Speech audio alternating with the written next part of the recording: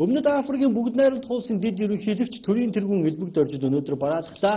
Мөн уул уурхай сайд ган уягтай айлчлалын гол сэдвүүдийн нэг нүүрснээс шингэрүүлсэн түлш гаргах асуудлаар яриа хэлэлцээ өрнүүлсэн байна.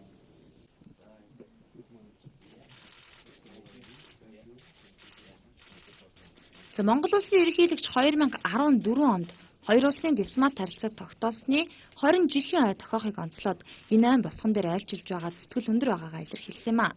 Монгол улс Өмнөд Африкийн бүгд найрамдах улс хоорондын харилцааны өнөөгийн түвшин 2014 онд тохиох дипломат харилцааны 20 жилийн айн хүрээнд хоёр улсыг зурчлан таниулах арга хэмжээнүүдийг зохион байгуулах, хоёр орны төр хувийн хвшлийн байгууллага хоорондын хамтын ажиллагааг уялдуулах, уул уурхай эрчим хүч, спорт, аялал жуулчлал, байгаль орчны салбарт хамтран ажиллахаас гадна иргэд харилцан зорчих нөхцөлийг хөнгөвчлөх, нүүрс шингэрүүлсэн түлш гаргах технологиг судлах өргөн боломж байгааг Өмнөд Африкийн дэд ерөнхийлөгч Холиама Мотланти онцолж, олон талд хамтын ажиллагааны хүрээнд харилцан дэмжиж ажиллахаа илэрхийлсэн юм а.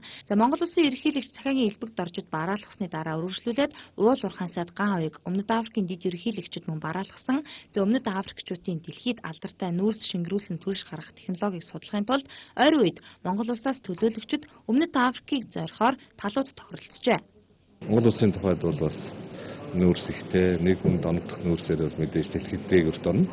Хажууд бас том зах зээл байгаа. Тийм учраас энэ чиглэлд хамтарч ажиллая. Мэдээлэл зөвшөөрөө гэж ингэж ярьлаа. Яг хоо ер нь Африкт бол төрөмчин компаниуд байдаг. Бас тэрнийх нь менежмент одоо юу гэх корпорац байгуулсан засаглал нь сайн, маш сайн явж байгаа. Тэр зуршлагыг бас судлаа гэж ингэж ярьсан байна.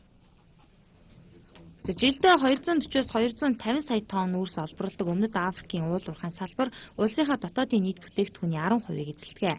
Нүүрс шингэрүүлсэн түлш болгох технологиг гардаж хийдэг Өмнөд Африкийн Sasol төрийн өмчт компаниас гадна бусад компаниудын үйл ажиллагаатай танилцах боломж манай улсад нэгдэж байгаа юм а.